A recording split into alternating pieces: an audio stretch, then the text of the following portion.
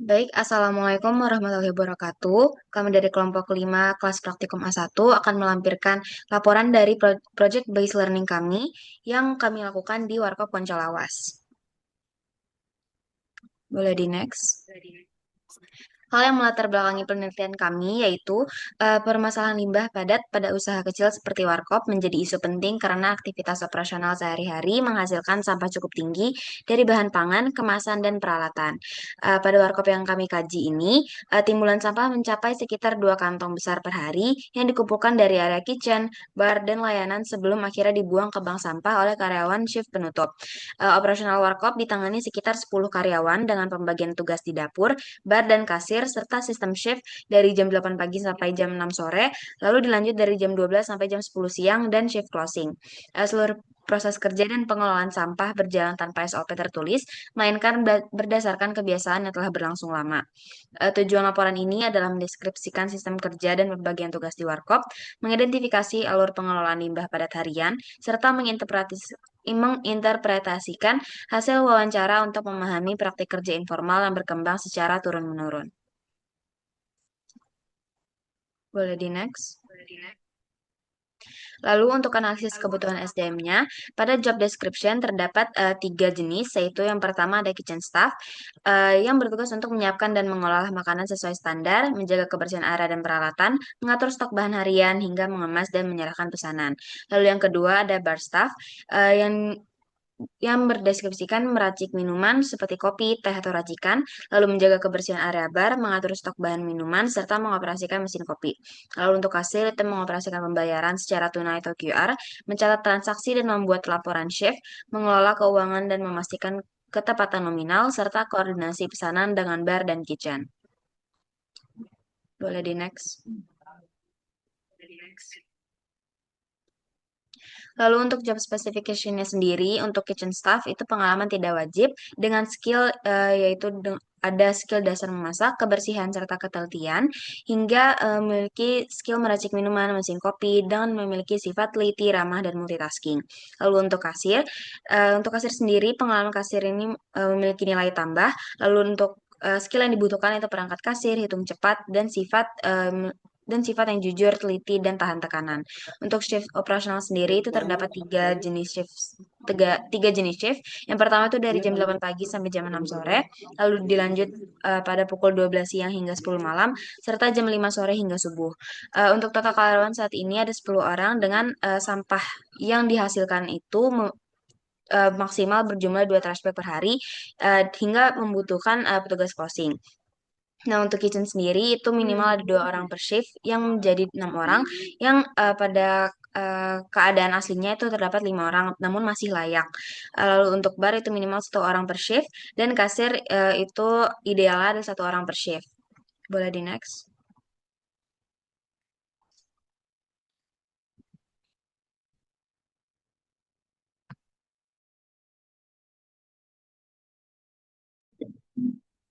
Oke, sekarang kita masuk ke perhitungan beban kerja hariannya. Jadi di sini kan ada tiga, kitchen, ada bar, dan kasir. Nah, yang pertama itu kitchen. Jadi sepanjang hari pesanan ini kan masih itu secara stabil ya. Bahkan saat jam kerjanya itu tidak terlalu ramai. Jadi oleh karena itu minimal 2 orang ini dibutuhkan setiap shift. Nah, secara ideal memang sih total kebutuhannya itu adalah 6 orang ya, 6 orang untuk 3 shift. Jadi saat ini ketersediaannya di staff kitchen ini memang masih 5 orang, tetapi sebenarnya masih bisa tertutupi sih karena adanya itu.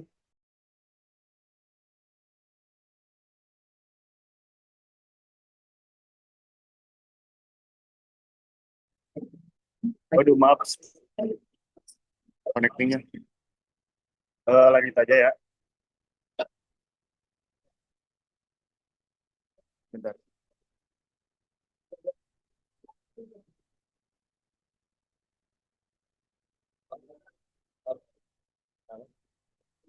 Nah, kita lanjut. Jadi memang sih staff kitchen itu kan masih ada 5 orang ya, tapi masih bisa tertutupi karena adanya eh, jam kerja yang tumpang tindih atau overlap. Namun dalam kondisi tertentu masih ada kekurangan.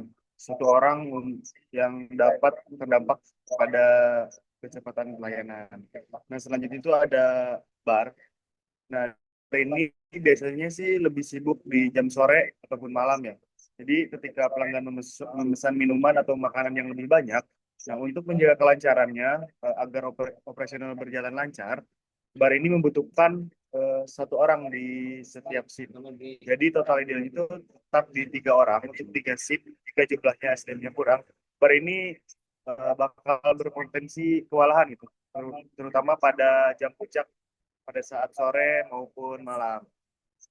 Nah, kemudian ini ada di posisi kasir. Nah, kasir ini memiliki peran yang sangat penting karena mengenangani transaksi dari awal hingga akhir operasional.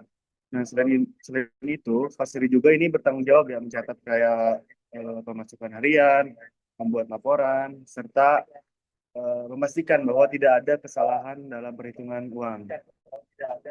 Sebenarnya secara ideal, Mesir ini membutuhkan satu orang per shift.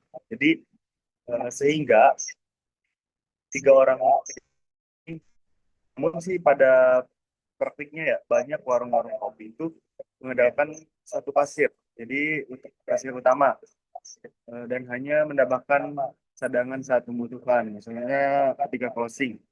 Nah, dengan kondisi ini, beban kasir ini bisa menjadi berat jika SDM-nya ini tidak mencukupi. Nah, dari keseluruhan perhitungan ini terlihat bahwa total kebutuhannya itu ada 12 orang. Jadi sedangkan kondisi nyata itu baru tersedia 10 orang. Nah, artinya masih ada kekurangan 2 orang yang dapat mempengaruhi kelancaran, baik dari sisi pelayanan maupun kecepatan kerja, serta tentang efektivitas pembagian kerja. Boleh next.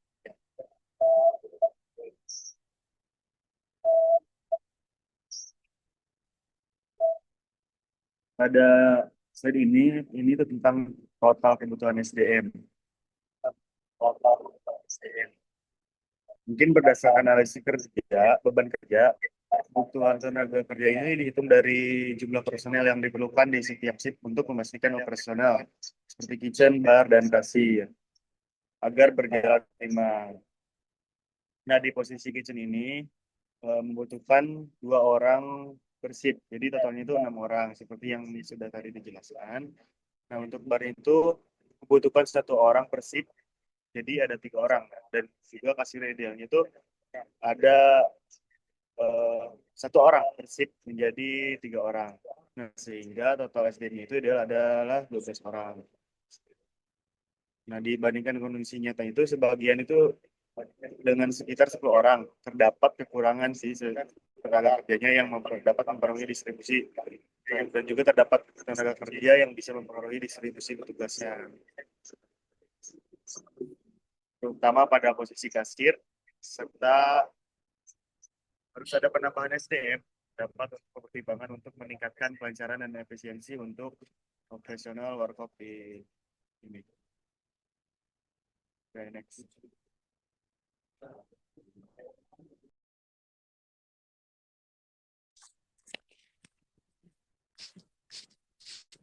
Selanjutnya ada total SDM nyata. Berdasarkan hasil wawancara yang sudah kita lakukan menunjukkan bahwa jumlah karyawan hanya ada 9-10 orang. Sistem kerja pada Warkop fleksibel, tapi karyawan bisa saling menggantikan posisi tertentu, namun posisi kasir memiliki beban kerja paling tinggi, karena dia harus bertanggung jawab atas transaksi, pencatatan pemasukan, dan laporan keuangan pada akhir shift. Tugas yang berhubungan langsung dengan uang itu menuntut ketelitian dan konsentrasi lebih besar dibandingkan posisi lainnya. Boleh di next.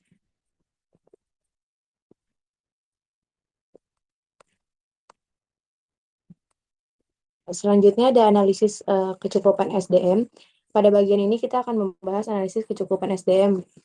Ketersediaan SDM sebanyak 10 orang dibandingkan kebutuhan ideal 12 orang. Masih memungkinkan operasional berjalan, tapi belum optimal. Beban kerja kasir itu pada shift closingan menjadi lebih berat karena harus menyelesaikan laporan keuangan, sementara kitchen kekurangan tenaga pada jam sibuk. Staff closing juga harus menangani kebersihan dan pembuangan sampah, sehingga beban kerja menjadi tidak seimbang.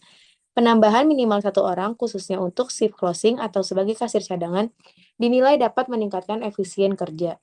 Kekurangan SDM ini juga berdampak pada pengelolaan sampah yang belum optimal, berpotensi menimbulkan lindi dan pencemaran tanah. Kondisi tersebut menunjukkan pentingnya penguatan program bantuan bersama melalui pelatihan SDM, usaha mikro, serta dukungan insentif dikal bagi kelurahan dalam pengelolaan sampah mandiri. Selanjutnya, ada desain pelatihan dan pemberdayaan. Rancangan pelatihan dan pemberdayaan Warkop untuk meningkatkan kemampuan kerja seluruh staf dan sistem 3 shift, terutama pada peran kasir, bar, dan kitchen. Pelatihan dimulai dengan pengenalan struktur operasional, pembagian tugas setiap shift, serta alur pemesanan agar seluruh pesanan tercatat dan tidak ada kesalahan komunikasi. Bagian utama pelatihan menekankan manajemen kas, teknik pencatatan, penggunaan buku kasir audit, serta pengenalan sistem pos sederhana sebagai pencegahan selisih kas yang pernah terjadi pada shift malam. Seluruh staf juga dilatih berkomunikasi efektif antar shift, menyampaikan laporan stok, dan menjaga integritas saat bekerja. Pada tahap pemberdayaan, karyawan didorong memberi ide perbaikan, mengumpulkan menu, serta meningkatkan layanan pelanggan. Untuk menjaga keberlanjutan, dilakukan evaluasi rutin, penilaian kinerja, dan penghargaan karyawan teladan shift. Program ini bertujuan menciptakan operasional yang lebih profesional, tertib, dan kolaboratif. Boleh di next.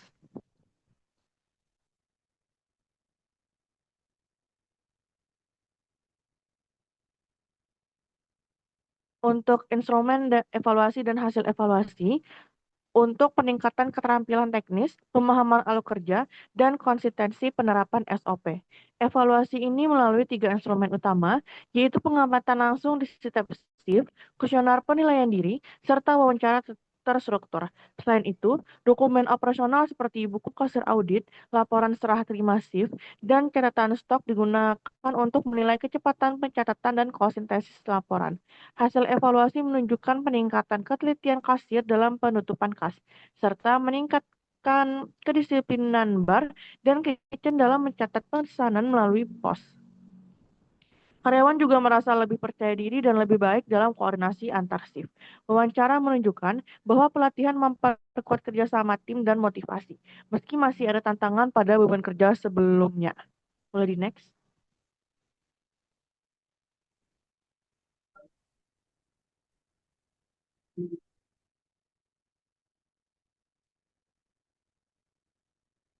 Boleh di next?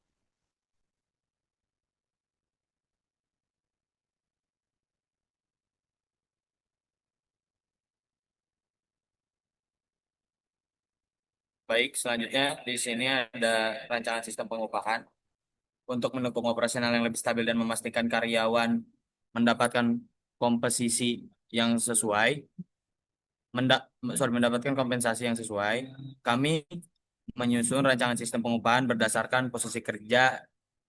Jadi dalam usulannya untuk posisi kitchen staff diberikan gaji sebesar Rp2.400.000 per bulan, bar staff sebesar Rp2.100.000, dan kasir sebesar Rp2 juta per bulan.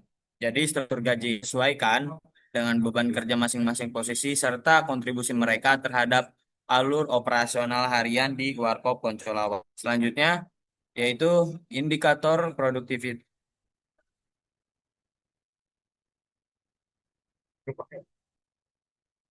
Selanjutnya yaitu indikator produktivitas per posisi. Jadi untuk memastikan kinerja dapat dievaluasi secara objektif, kami juga menetapkan indikator produktivitas untuk setiap posisi. Dengan posisi kitchen staff dinilai berdasarkan kecepatan menyelesaikan pesanan, kualitas makanan, dan kebersihan dapur. Bar staff dinilai dari kecepatan pembuatan minuman, pelayanan kepada pelanggan, serta kebersihan area bar. Lalu yang terakhir dengan posisi kasir dinilai dari kecepatan transaksi, akurasi pencatatan dan pembayaran, serta tingkat kepuasan pelanggan. Jadi dengan indikator yang jelas, proses evaluasi akan lebih struktur dan mudah dilakukan secara berkala. Selanjutnya, kesimpulan dari rekomendasi. Jadi secara umum, hasil analisis kelompok kami menunjukkan bahwa operasional Warkop Poncolawas sudah berjalan cukup stabil, namun masih memiliki beberapa tantangan.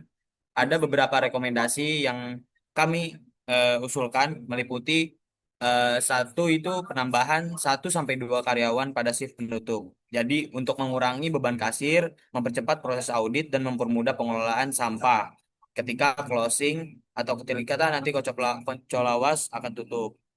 Selanjutnya yaitu penyusunan SOP tertulis.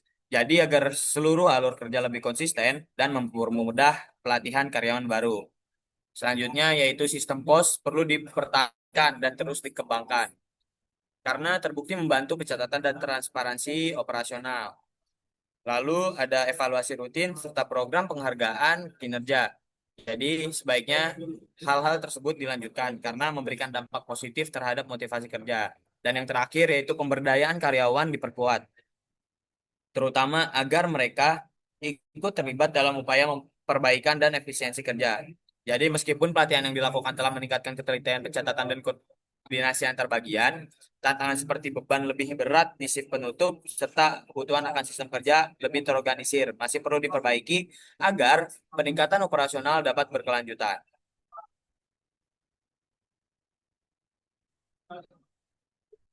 Baik, sekian dari pemaparan hasil dari project based learning kami yang kami lakukan di Warkop Poncalawas. Kurang lebihnya mohon maaf. Wassalamualaikum warahmatullahi wabarakatuh.